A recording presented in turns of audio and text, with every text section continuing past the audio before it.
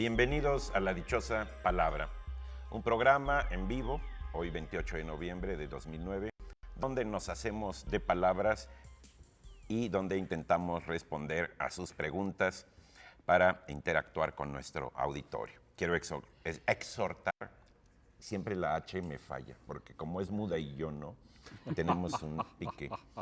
Exhortar a mis colegas a que se presenten.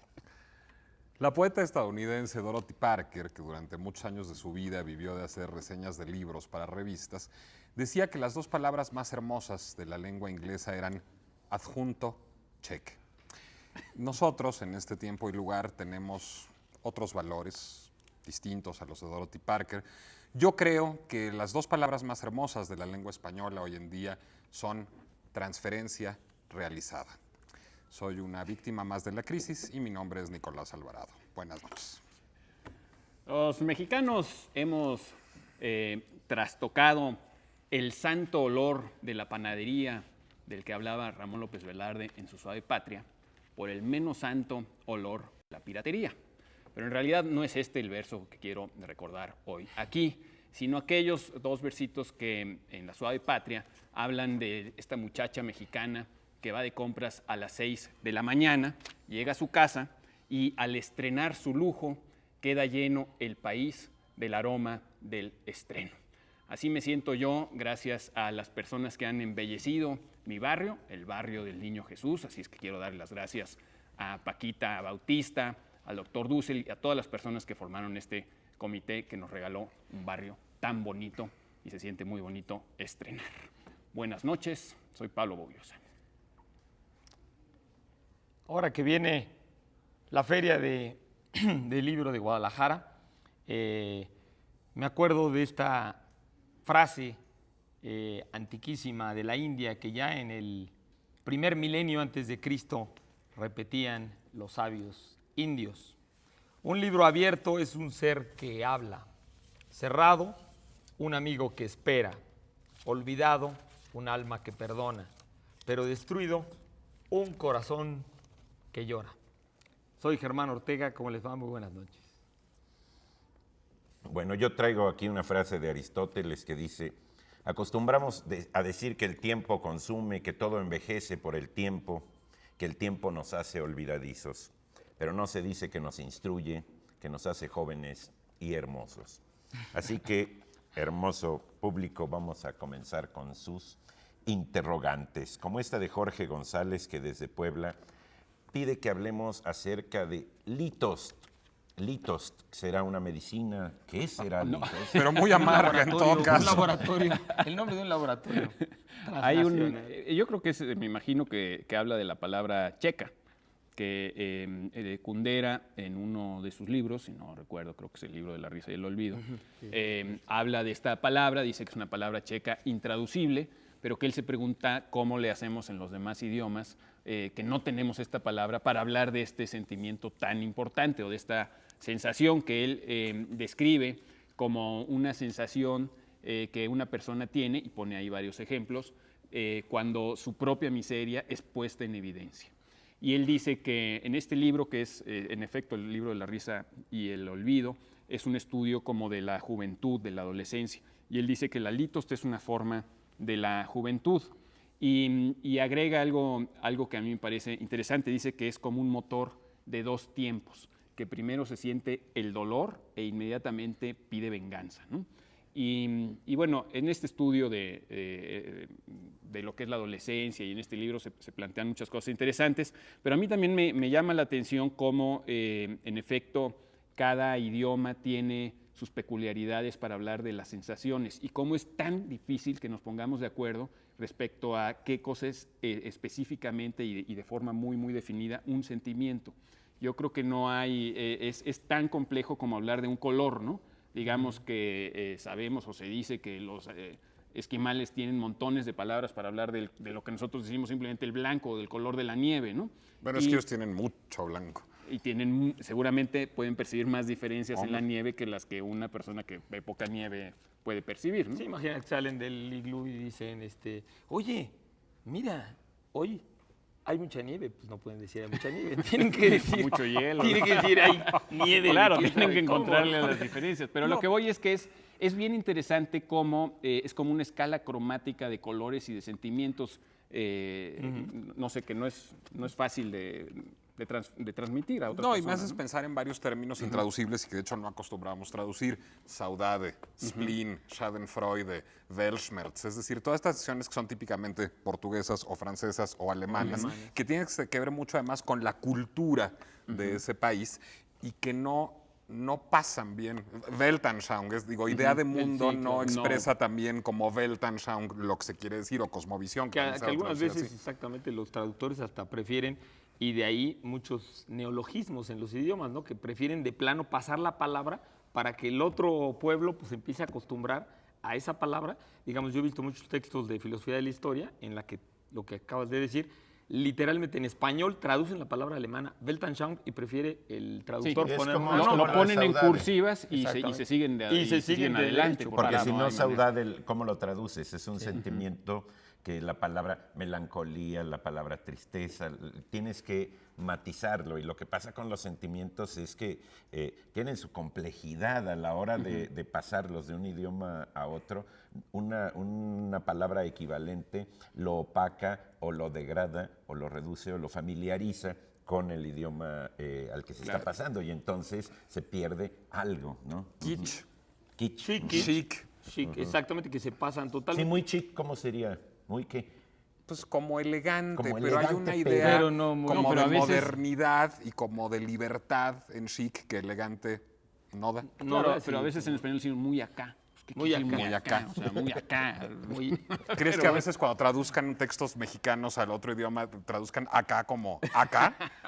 Pues esa es la dificultad. El otro día en mi clase en arquitectura, a los muchachos de arquitectura hablando de arte, justamente les decía que una de las dificultades, ahorita que tuve la oportunidad de estar en el Oriente, de los idiomas orientales, por ejemplo, para las traducciones de las religiones, textos religiosos orientales, hablando de emociones, por ejemplo, las palabras deseo, ¿no? Los conceptos de deseo, de querer, de voluntad, a veces en los idiomas orientales son muchísimo más ricos, ¿no? O sea, hay varias palabras para decir lo que nosotros decimos exactamente como deseo, ¿no? Nirvana, por ejemplo, pues, no es una palabra No, en español, ¿no? exactamente. Pero Así pues, es. no tiene una forma clara en español que No, de no es que sean sustituirse, más ¿no? ricos, Para- Germán. No. Es que tienen la palabra cubre un complejo. Un complejo. Y que es igual que pasa acá con acá. Pero ¿sí? tocas Sí, un punto importante, si es o no más rico una sensación, un sentimiento, tan solo porque tienes una forma de expresarlo.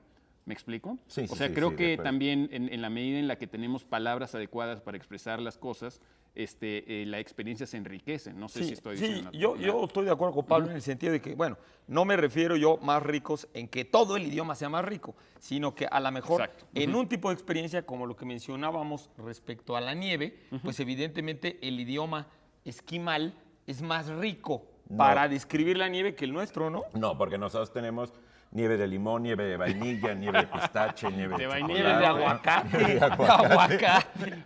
Y si vas a Oaxaca al Zócalo, hasta de mole y de aguacate. Imagínate la riqueza de nuestras nieves. Tienes ¿Hay toda la nieve de razón. mole? Hay nieve Claro, de, hay en de Oaxaca, chicle, en el kiosco, de hay chamoy nieve de mole. y de También con una chamoy. nieve de tortilla le pones una bola de nieve de aguacate Y ya una tienes tu taco. Sí, ya tienes tu taco. nieve de taco. Sí. Vamos a la dichosa palabra. La dichosa palabra que buscamos, usted debe tenerla ahí en su acervo, en su disco duro, en su gran simpático cerebelo y bulbo raquídeo o médula espinal. Y se trata de, la definición es la siguiente: cereal maduro con que se hace el pan, tiempo de la cosecha, multitud de personas convertidas a la fe cristiana o prontas a convertirse. En plural, campos sembrados. Esa sí está dificilita. En ¿verdad? plural, campos sembrados, pero estamos dando una pista también, ¿no?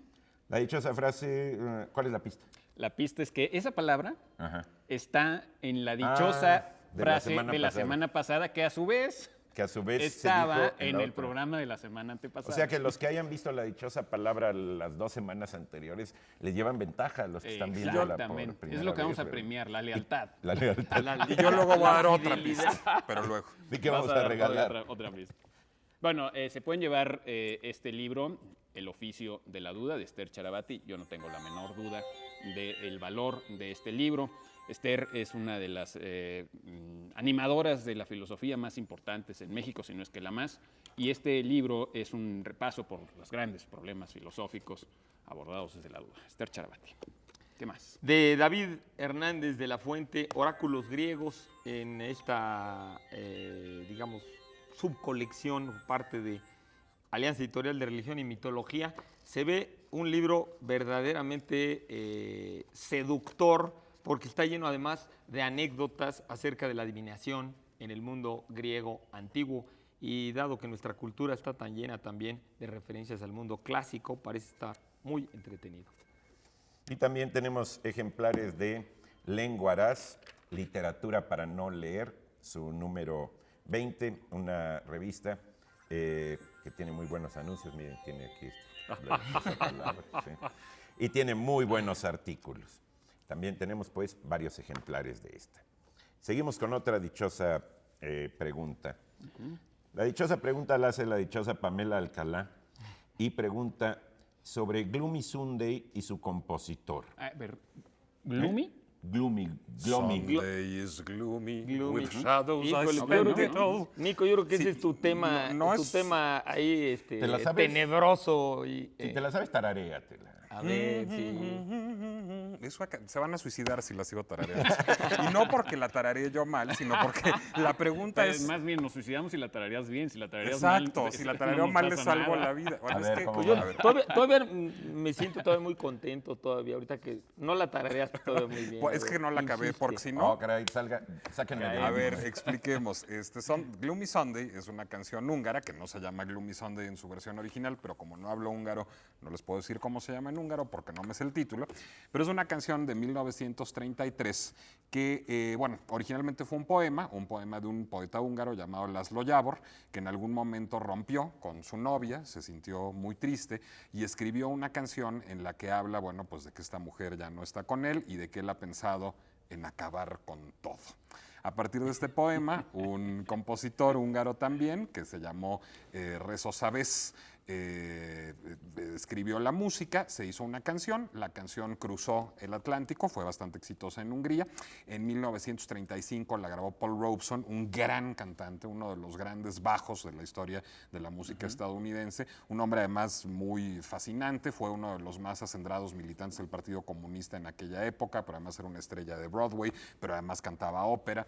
Y bueno, a partir de esta versión de Paul Robeson se empezó a popularizar Gloomy Sunday en Estados Unidos y en el mundo de habla inglesa con dos traducciones, porque hay dos letras, digamos, escritas para Gloomy Sunday. Una es de Desmond Carter y la digamos, pues canónica es de Sam Lewis, que es la que conocemos en la versión de Billie Holiday. Que ese es sobre Esa es todo la que yo creía que era la la primera famosa, famosísima, pero no, ¿no? ¿verdad? Es la más Es la que famosa. hizo más famosa, pero Billie no es la Holiday. primera. Ok, claro. La versión de Billie Holiday es del 41, si no me equivoco, la de Paul Robeson del 35. Pero bueno, muy poco después de que fuera un éxito en Hungría Gloomy Sunday, o como se diga en húngaro, apareció un señor, un zapatero, que se suicidó y tenía en la mano la letra de Gloomy Sunday apuntada en un papel. Y a partir de ahí se creó una leyenda urbana o un mito urbano en donde se supone que tanto en Hungría como en el resto del mundo esta canción habría desatado olas de suicidios y habrían encontrado a mucha gente que la pedía en un restaurante, que la tocaran los violinistas. Y luego después salía a la calle y se pegaba un balazo. y Exacto, cosas o le abrían al gas mientras ponían el disco, escuchando obsesivamente la canción. Bueno, digo, suena de carcajada y probablemente lo Bueno, haya pero sido. no tanto, porque digamos las cuitas del joven Werther, al parecer sí crearon varios suicidios. Pues ¿no? sí, pero no de manera pavloviana, digamos. O sea, no es que la oigas y ya en ese momento No, pero te quieras vaya, cortar las venas. llegó al grado de que era considerado un libro peligroso y no bueno que no debían leer los jóvenes por Yo eso. tengo, Bueno, Nico, yo tú- tengo Werther en mi biblioteca y 3 versiones de Pero, Gloomy Sunday en pero mi también iPod tienes y un no me he gusto por la suicidado. vida que tú puedes pasar por lo que sea y no te manchas. ¿no? Sí, No, pero no te has suicidado, pero sí te has enfermado, ¿no? Eso sí. Ahí está. ¿Tú crees que de ahí viene? Oye, Nico, y luego además hay formas de suicidio lento. A lo Sí, mejor ya lo también. estás haciendo y no te has Bueno, dado tienen cuenta. razón. Y no Soy sé. fumador porque tengo Gloomy Sunday en mi iPad. Y porque he leído Werther. No, bueno, pero tan en serio se la tomaron que la BBC prohibió durante décadas Gloomy Sunday. Eso Pero, sí era es cierto. por- eso sí pero es ese fue durante la guerra, ¿no? No, Elvis Costello en 1994 incluyó en uno de esos discos una versión de Gloomy Sunday que había grabado en el 81, pero que no había sido editada en ningún disco y que apareció como bonus track en un disco del 94. ¿Y la BBC se negó a pasarlo? No, con la versión de Elvis Costello y la de Björk, la BBC volvió a transmitir Gloomy Sunday desde 1941, que Pero- prohibió la versión de Pero a Billie lo mejor es Holiday. porque tampoco la pedían los fans. A lo mejor tampoco la pedían Lo los que quiero fans. decir, bueno, yo no tengo ni la más remota idea, pero yo lo que había es que esa canción la prohibían, al igual que prohibían muchas otras expresiones durante la guerra, porque se trataba de que la gente no se deprimiera y le echara ganas. Y tenían que, la BBC tenía, digamos, un deber patriótico de introducir el optimismo, no... Ahora, ¿sí les parece muy deprimente canción? A mí me parece más Si la cantas tú, deprimente no. esa que cantan las estudiantinas, esa de colores, de colores. Ah, Yo esa sí. oigo la estudiantina y me dan ganas de suicidar. Bueno, hay algunas canciones, tienes razón, Eduardo, hay algunas canciones que me recuerdan a mí la película de Fellini, Amarcord, ¿no se acuerdan? Que está Uy, un cuate uno de mis que discos se quiere- favoritos y es que el soundtrack de Amarcord. Y que el papá de la familia están ahí en un campo y el papá de la familia dice, si me siguen haciendo hacer esto, me voy a suicidar. Y entonces agarraba así, ¡ah! Claro, porque lo iban a sacar del manicomio al papá. Sí, Creo que era el tío, ¿no? Sí, el tío. Bueno, algunas canciones sí Con dan la ganas música de así de Nino agarrar la Rota. mandíbula. Pero la canción que más suena en Amarcord es Stormy Weather. Ajá, sí, Stormy Weather. Que es, digamos, la única pieza no de Nino Rota que está incluida en el soundtrack. Bueno, está grabada por todo el mundo. Incluso la gente que tiene una visión un poco más oscura de la vida ha tendido a grabarla. Está grabada por Diamanda Galás, por Marianne Faithfull, en fin, por mucha gente que tiene una visión más oscura de la vida. Y bueno, este hombre, Rezo Ceres, el compositor, era pianista en un restaurante.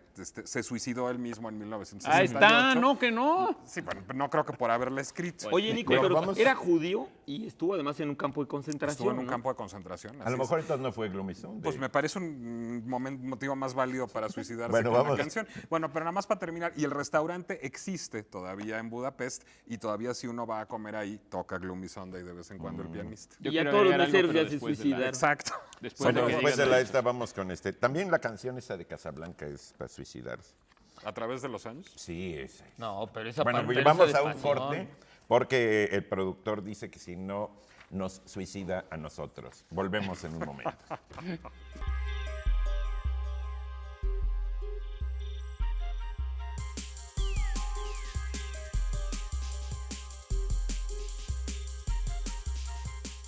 Estamos de regreso aquí en La Dichosa Palabra y estábamos hablando de Gloomy Sunday, no de Bloody Sunday, que también es otra canción de la que deberíamos hablar algún día, porque está basada en un acontecimiento histórico muy interesante. Y una gran película, Sunday, Bloody Sunday también. Exacto, Sí, Sunday, claro. Bloody Sunday. ¿Tú querías agregar algo No, todavía? bueno, yo me estaba acordando nada más de que este cuate, el compositor también tiene otras canciones, o sea, lo cual se ve que pues el mood del compositor era así medio tamebroso.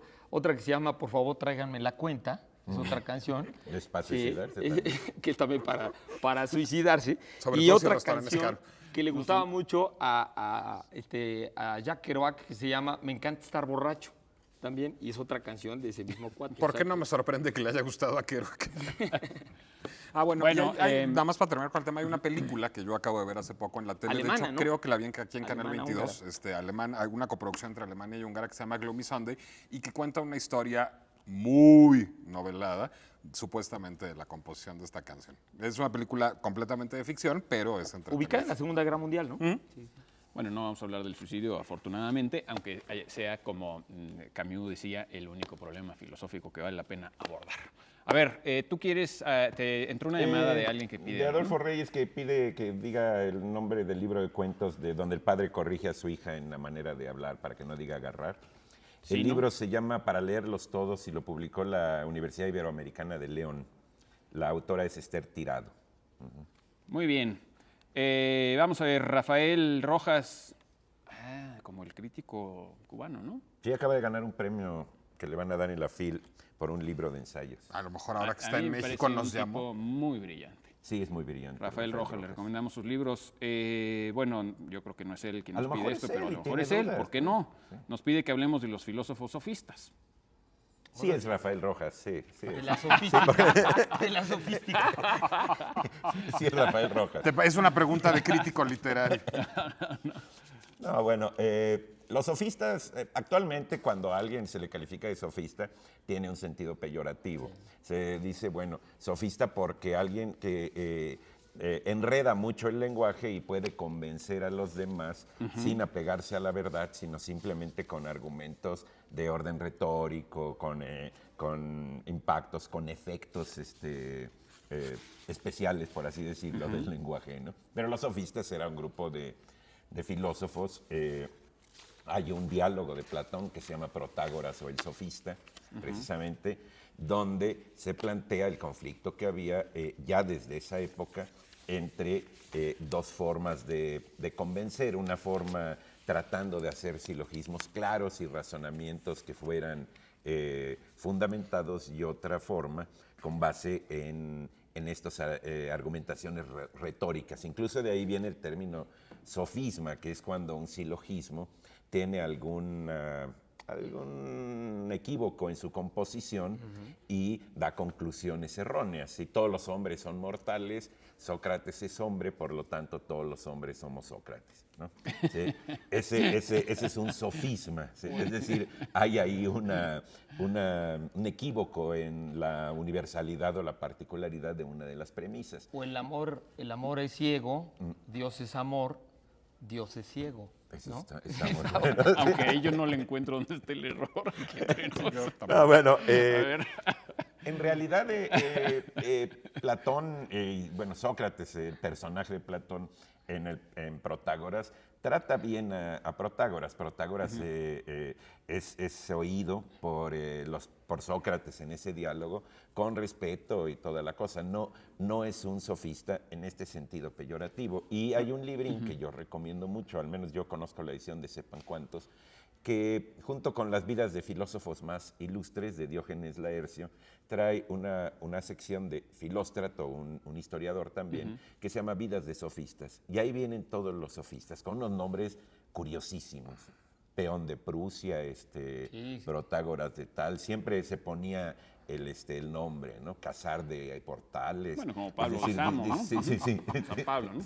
Ahora, Gorgias también es otro Gorgias es sofista. uno importante. Y también hay un diálogo que se llama Gorgias de Platón, ¿no? Pero sí Platón llega a hablar mal de los Sí. sofistas. Es que en yo la creo que es República, sobre importante todo, ¿no? justamente decir que si, digamos, ahora es un insulto decirle a alguien que es un sofista, es algo que se usa de manera peyorativa, es porque la reputación de los sofistas fue menguando, digamos, con el correr de los años, entre otras cosas porque lucraban con su saber, es decir, porque, digamos, se convirtieron en una suerte de maestros de retórica que cobraban por enseñarle a la gente, y eso era, digamos, como no muy bien visto por los filósofos. Yo creo que Ahora, también- déjenme hacer una defensa de los sofistas, porque en efecto, no es que la reputación haya ido cayendo. Desde tiempos de Platón, ya él se empeñó en destruir a los sofistas. Yo creo que eso Porque- es lo que tú dices. Lo que claro, tú dices es que porque había un ellos conflicto. fueron los que pusieron Platón y Aristóteles, los que por la influencia de Platón y Aristóteles, como tú dices, Claro, de ahí viene, nosotros desde de ahí viene la mala reputación. mala Pero reputación. el Hay que Protágoras- dimensionar- El Protágoras no lo destruye, ¿eh? No, en la República es cuando lo hace. Es en la República donde se lanza duro contra los sofistas, porque Platón dice que a los sofistas no les interesa encontrar la verdad. A Platón mismo no le gustaba tampoco que la gente jugara con las palabras. Recordemos que ni siquiera toleraba a los poetas en su República ideal, ¿no? Y los sofistas estaban muy involucrados en los juegos de palabras porque los sofistas estaban muy interesados en satisfacer las demandas de sus clientes. Voy a poner aquí a tratar de hacer una diferencia para ver si me doy a entender. Digamos que los filósofos como Platón estaban interesados en encontrar la verdad última, la causa última, etc. Y los sofistas, en cambio, estaban más interesados por el conocimiento y por darle a sus alumnos lo que ellos necesitaban para tener vida feliz y exitosa. No Entre estaban ellos buscando la herramientas de verdad. retórica. Pero en ese sentido, yo creo que su mala reputación es muy inmerecida, porque hoy lo que hacen las universidades en general casi todas las universidades en todo el mundo, no es conducir a sus alumnos a la sabiduría, es supuestamente darles conocimientos para que los alumnos tengan una vida más exitosa y encuentren y satisfagan sus necesidades. Eso era lo que hacían los sofistas, a ellos se les debe eso. Digamos, aquí hay muchos alumnos, hay muchos maestros en esta mesa, ¿no? Yo lo he llegado a hacer. Siempre cobré. ¿Y de la universidad? Siempre cobré. ¿Qué tiene de malo cobrar? Sí, pues aquí Eduardo y yo. Y seamos honestos. Pero es que la Un diferencia alumno es que Actualmente cobrado es mal. una profesión. Hemos cobrado mal. Ahora, un Actualmente alumno- es una profesión. y un A lo que alumno- se refiere Nico es otra época, un poquito anterior. No, por eso, pero un alumno no va a la universidad a buscar sabiduría, va a buscar conocimiento. Y eso sí lo proporcionaban los sofistas. Y la retórica era una parte indispensable porque en la vida de Atenas y después en la vida de Roma era indispensable saber litigar, pararse ante las creo que tribunas, de ahí hablar en viene. público. Era fundamental ganar una discusión. Entonces, una parte esencial de lo que enseñaban los sofistas era ese uso de la Lo retórica. que pasa es que el saber de los sofistas era un saber práctico y que tenía aplicaciones Y prácticas. desde en entonces efecto era hay un un modus conflicto vivendi. entre la sabiduría y el saber práctico. Exactamente, yo creo que el punto ahí tiene que ver con el idealismo platónico y la influencia tremebunda de Platón en nuestro pensamiento, pero como dice Pablo, en efecto, los sofistas proceden de que el modo de vivir de los griegos los orilló a inventar la abogacía, porque realmente originalmente no existían los abogados defensores en la antigua Grecia, entonces cuando te juzgaban, tú tenías que ir al juzgado y tú defenderte solo.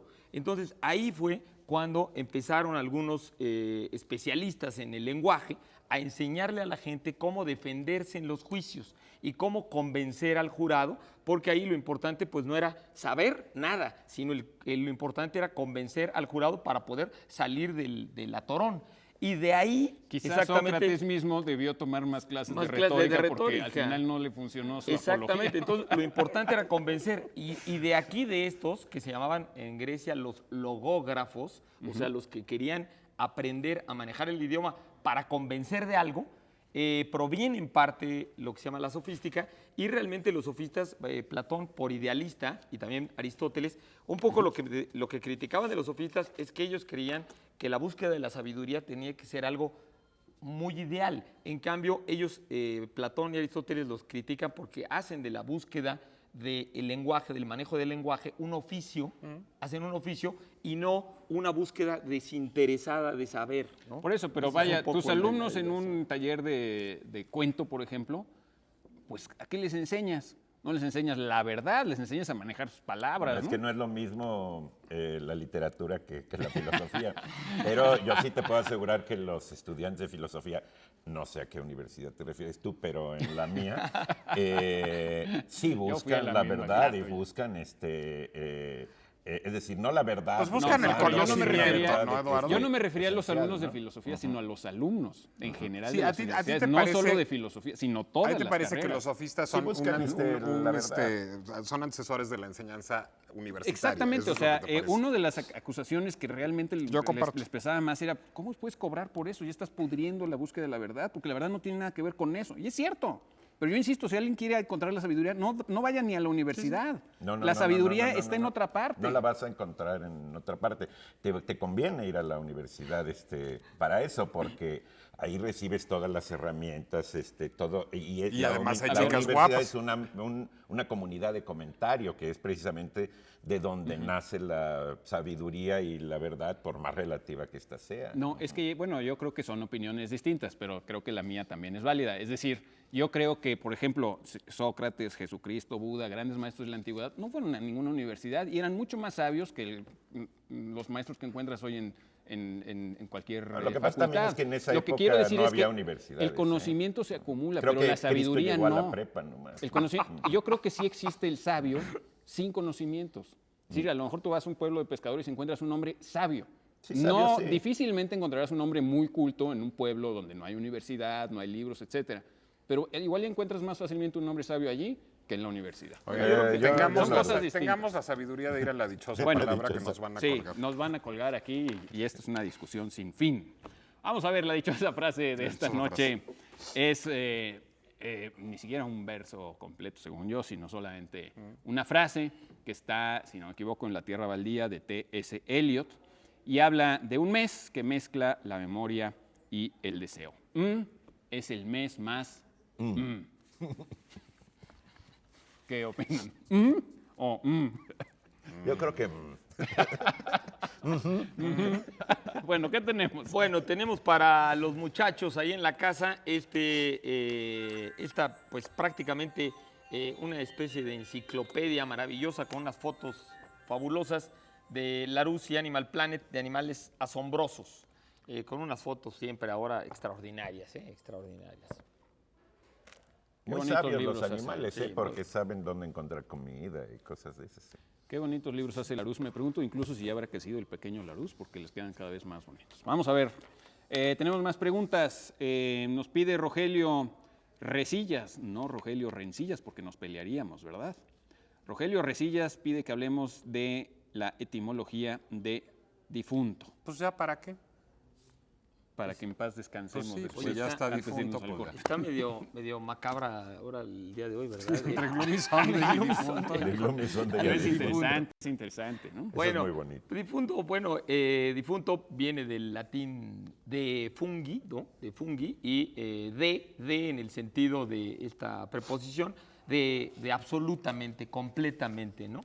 Entonces, de completamente y fungi, pues quiere decir algo acabado también, algo que ya se cumplió, pero curiosamente, por lo tanto, sería absolutamente cumplido, ¿no? Absolutamente cumplido, o sea, pues muerto, ¿no? El que cumplió, digamos, su exposición o su manifestación en esta encarnación. Ahora, lo curioso también, ahorita estoy pensando, de la raíz de fungi, es que la raíz de fungi también tiene el sentido de cumplir, en el sentido también de gozar, O sea, también hay ese sentido de gozar.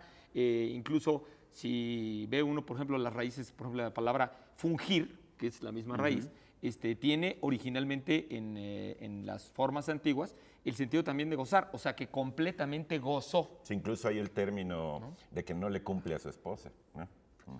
No le Es cumple. que no le cumple, es que no le cumple porque ya no funge. Ya no funge.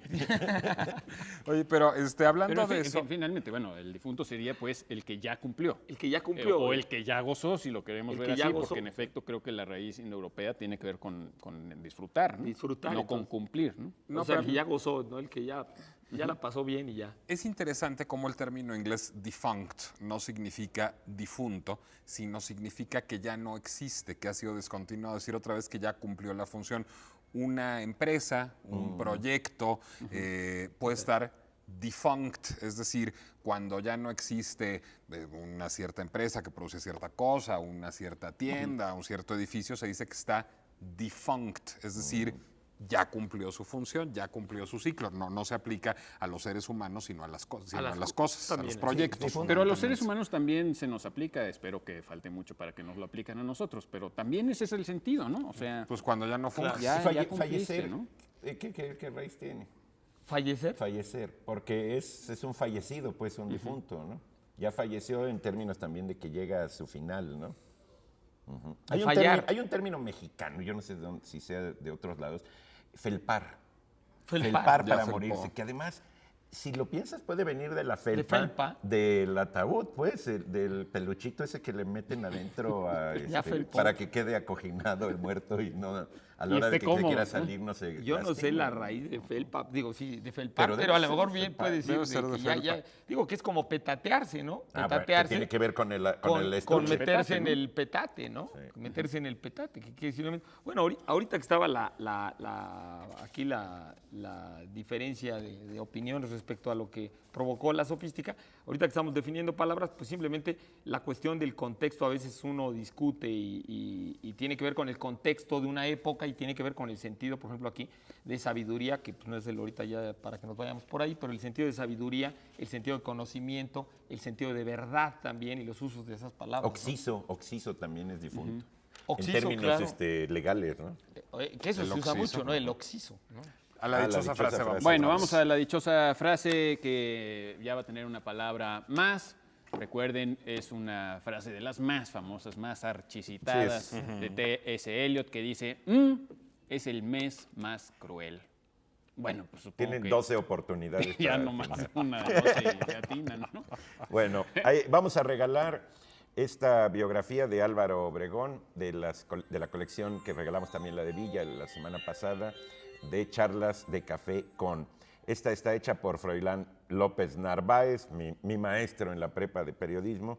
Está publicado por Grijalbo. Don Froilán, por cierto, cumpleaños mañana. Le mandamos muchas sus felicidades. Un abrazo Le mandamos un fuertísimo. gran abrazo al que es casi el sexto dichoso. Sí, Claro, casi. claro. Porque Un él, abrazo, por favor. Así como tuvo George mucho que Martin ver. era el quinto Beatle, Froilán López Narváez es el sexto dichoso.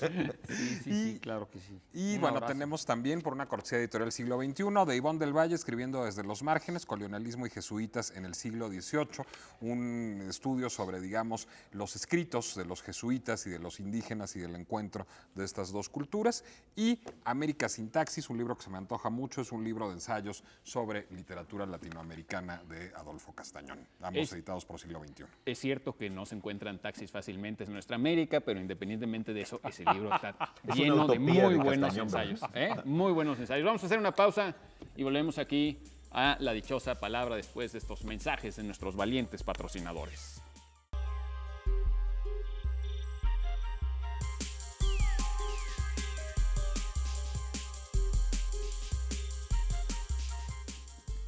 ¿Qué tal? Aquí seguimos. Muy buenas a los que nos prenden ahorita. Estamos en la dichosa palabra.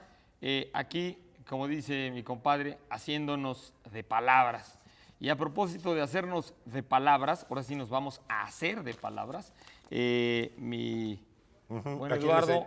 les quería decir que, bueno, vamos a regalar aquí Muerte sin fin, que cumple ahora 70 años el poema, pero en una edición muy particular porque es la traducción al vasco de Muerte sin fin, que hizo el filósofo que busca la verdad y Josu Landa, versión al vascuense. Es de Bonobos la edición. Tenemos por ahí un fragmento primero en español leído por el propio autor. En él se asienta, ahonda y edifica, cumple una edad amarga de silencios y un reposo gentil de muerte niña, sonriente que desflora aún más allá de pájaros en desbandada. En la red de cristal que la estrangula, allí, como en el agua de un espejo, se reconoce, atada allí, gota con gota. Cuando decías el autor, te refieres al autor de la traducción al vasco, naturalmente. ¿no? Sí, claro, Entonces, sí, Don es José cierto. Gorostiza, pues Don sí, José hace Gorostiza, tiempo. ¿no? Sí, porque que no el se revuelve original- en su felpa, don José El original lo hizo Gorostiza. Sí, que ya hace tiempo Lo que que hizo está Josu es la- oxiso. Y al ratito... Porque él ya cumplió. Él ya Gorostiza cumplió, y ya él ya disfrutó. Pues no gozó mucho, No gozó Gorostiza, mucho. francamente, Él más sí bien que era cumplió. gloomy, ¿no? Era re gloomy. Un gran melancólico, ¿no? Ese ya Gloomy el cumplió. difunto. Al rato vamos a ver a Josu Landa leerlo en vasco, ¿eh? Sí. Exacto. ¿Vamos a la dichosa palabra o a una palabra? A la dichosa. Bien, la dichosa palabra, cereal maduro con que se hace el pan, tiempo de la cosecha, multitud de personas convertidas a la fe cristiana o prontas a convertirse, en plural, campos sembrados. Y tenemos, Yo tengo Creo una que pista adicional. exacto. La Nicolás pista- tiene una pista. La ¿no? palabra es homónima del nombre de pila de celebrado arquitecto alemán, autor del edificio Seagrams y de la Ay, silla No, Barcelona. Nicolás, pues está ya todavía todos más los- difícil que la Ay, respuesta, está re Nicolás. fácil. todos los arquitectos ya ahorita nos van a hablar, hombre. Está A bien, ver, que a se ver, saquen Nico, ¿qué los- tenemos? El arquitecto ¿Qué de la tenemos para los modernidad. arquitectos que van a hablar? Bueno, este no es alemán, pero es austriaco. Bueno, el libro de quién habla, no quién lo escribe. De José de Lira Bautista, Karl Popper, Controversias en la filosofía de la ciencia. Popper fue un filósofo austriaco que, entre las muchas materias que abordó, desarrolló él mismo una teoría filosófica de la ciencia. Muy Y importante. Y esto está coeditado por la UNAM y la Universidad Autónoma de Aguascalientes. Qué bueno que le dan difusión a la obra de Popper. Tenemos del Colegio de México varios libros para obsequiar a ustedes, como Formas Sonoras, Mapa Fónico de las Lenguas Mexicanas, acompañado de un CD-ROM, si ustedes quieren saber cómo suena nuestra lengua en nuestro país. Ahí viene hasta con CD-ROM. La voz poética de Fernando del Paso, José Trigo desde la oralidad, de Carmen Álvarez Lobato, y múltiples voces en la poesía de Francisco Hernández, Blanca Viethucher, no sé si lo estoy diciendo bien, creo que lo estoy diciendo. Eso sí. Y Raúl Zurita, el chileno, de Mónica Velázquez Guzmán. Blanca poesía del Bitfucher es boliviana. Era Eduardo. boliviano, ¿no? Y también vamos a regalar ejemplares de la revista Biblioteca de México, que en esta ocasión está hablando sobre poemas en prosa y prosas poéticas. ¿Quiénes son todos esos? Son una serie... ¿Los colaboradores ahora ponen su fotografía en la portada?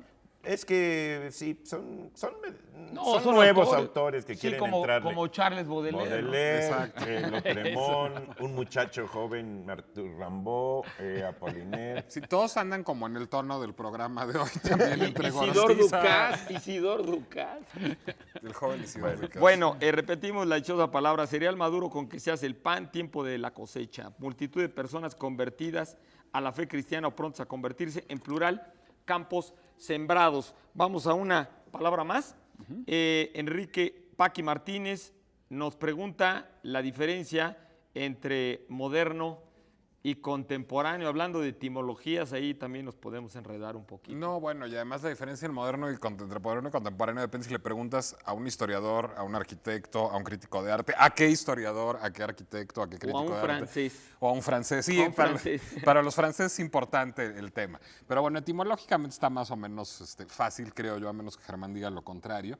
Moderno viene de modo, que da origen también a moda, es decir, de la manera en que se hacen las cosas en un determinado momento. Lo moderno es aquello que está de acuerdo a la moda presente o al modo presente de hacer las cosas. Entonces, cuando uno dice ya ni modo, en realidad está haciendo una declaración extemporánea. Exacto, pero no contemporánea. Exacto, no extemporánea. Porque contemporáneo tiene que ver con tiempo, ahí está tempus, temporáneo, y es lo que va con el tiempo que vive uno. Ahora, no nos va a ayudar a salir de dudas la etimología, entonces vámonos al uso que se ha dado. Moderno, dependiendo del historiador al que se acoja uno, podría ser desde la Edad Media hasta la Revolución Industrial o desde la Edad Media. El final de la Edad Media. Desde el final de la Edad Media, Sí, por desde supuesto. la Edad Media. O desde el final de la Edad Media hasta el final de la Segunda Guerra Mundial. O desde la Revolución Industrial hasta el final de la Segunda Guerra Mundial.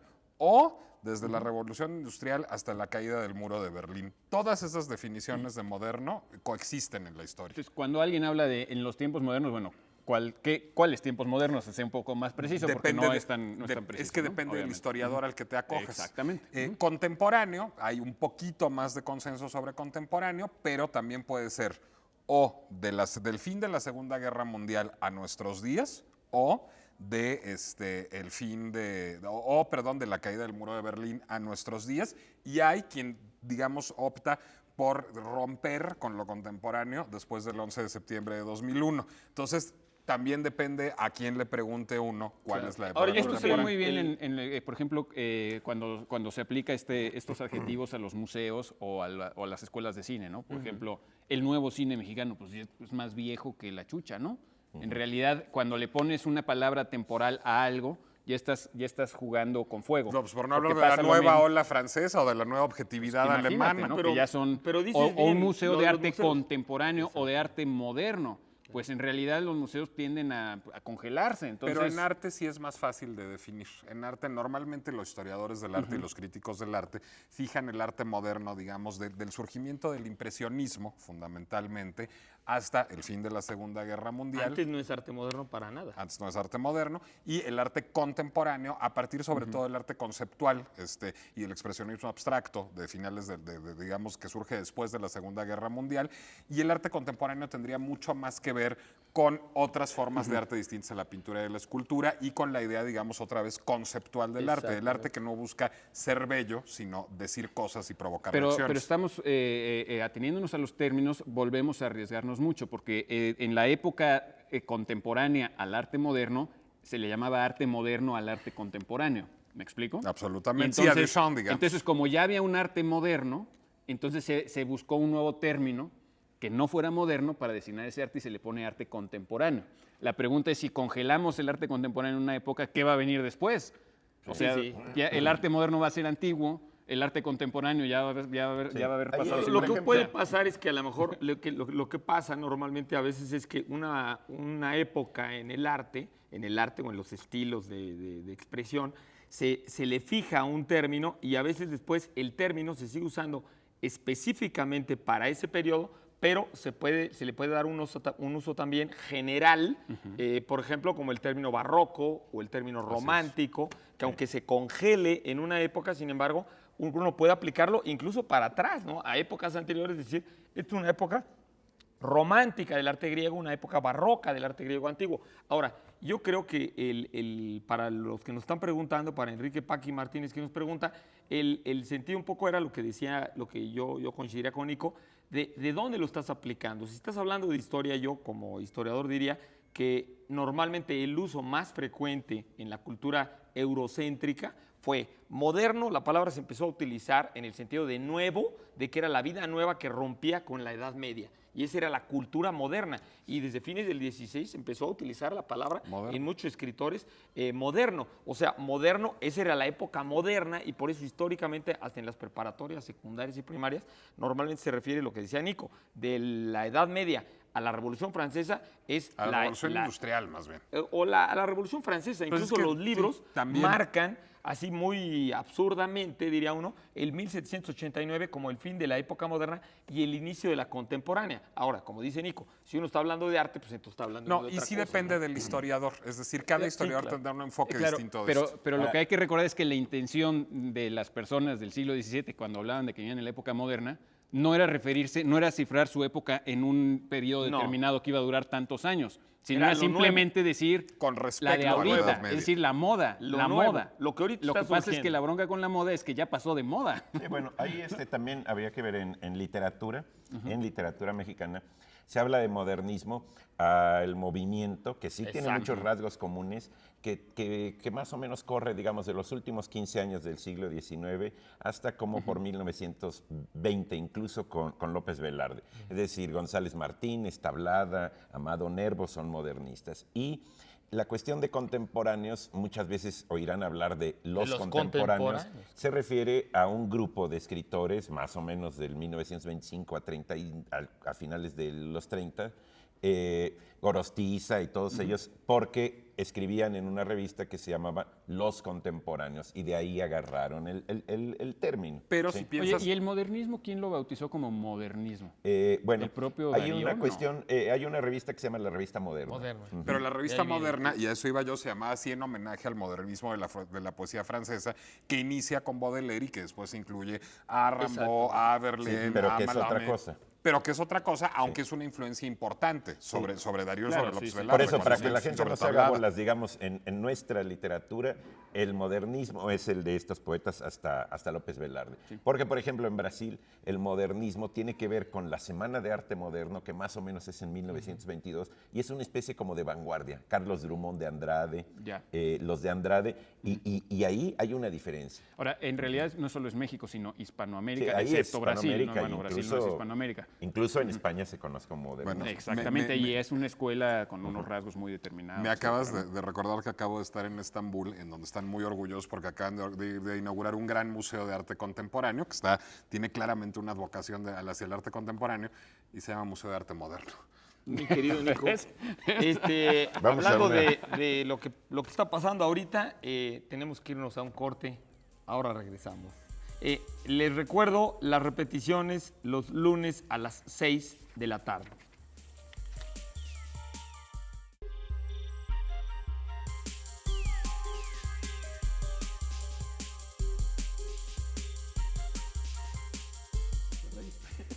Ya estamos de regreso en la dichosa palabra y ahí nos estamos organizando en el corte comercial y nos cacharon. Estamos de regreso ya y vamos a ver justamente cómo suena Muerte sin fin en vasco. Aquí tenemos este video de Josulanda, a ver si lo logramos reconocer.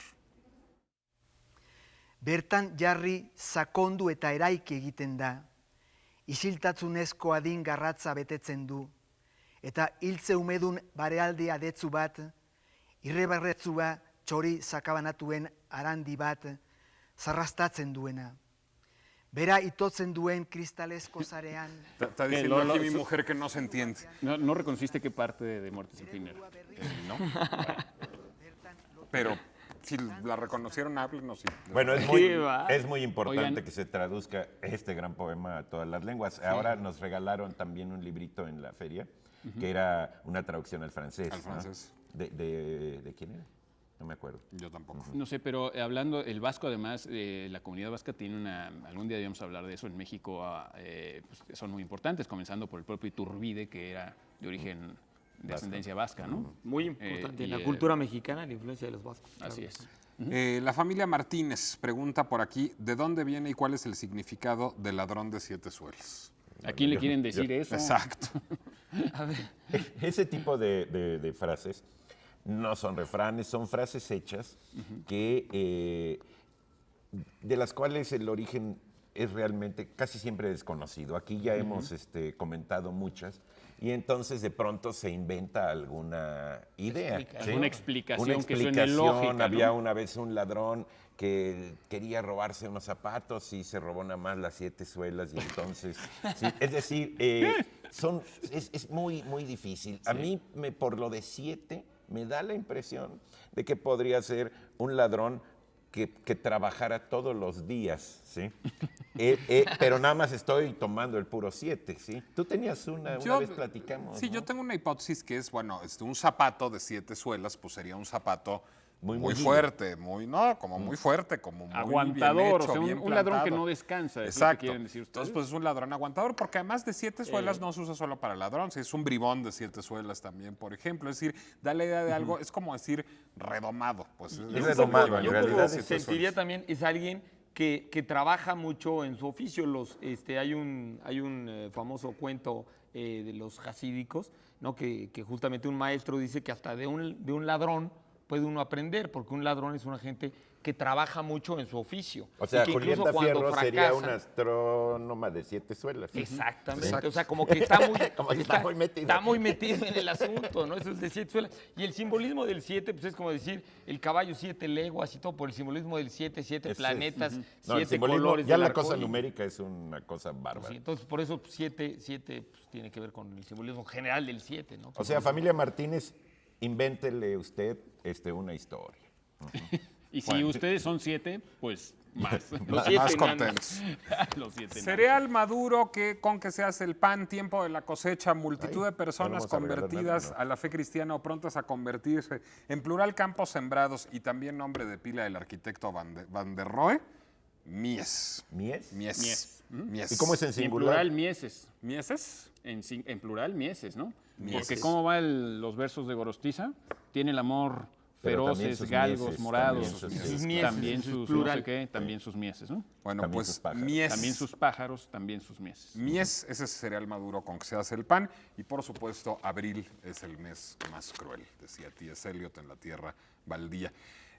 Muchísimas gracias a todos por habernos acompañado en esta emisión de La Dichosa Palabra. Eduardo, Germán, Pablo, muy Nicolás. buenas noches. Nicolás, nos Felicidades. vemos la semana que entra. Felicidades Eduardo, a Pablo. todos los que contestaron correctamente. Ya no nos da tiempo de leer sus nombres, pero gracias por participar. Muy buenas Nos vemos la noches. próxima Nos vemos la semana. próxima semana, que es nuestro final de temporada. además. Sí, Así es, hombre, último programa de la véanos temporada la para siguiente semana, ¿no? despedirnos aquí con ustedes. Adiós, buenas noches. Buenas noches. Chao.